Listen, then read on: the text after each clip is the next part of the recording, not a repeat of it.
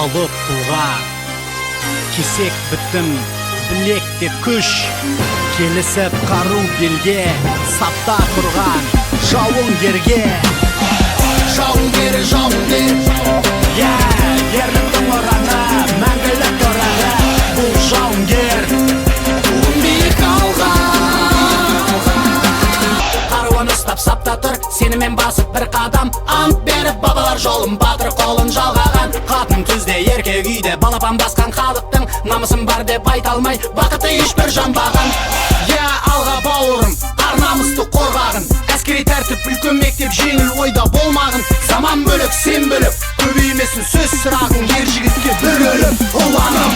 Жауынгер, жауынгер, сенім артып саған туған жер, туын биік алған. Сапта сарбаз аманат, елім аманат, жерім аманат. Жауынгер, жауынгер, сенім артып саған туған жер, туын биік алған. Сапта сарбаз аманат, елім аманат, жерім аманат.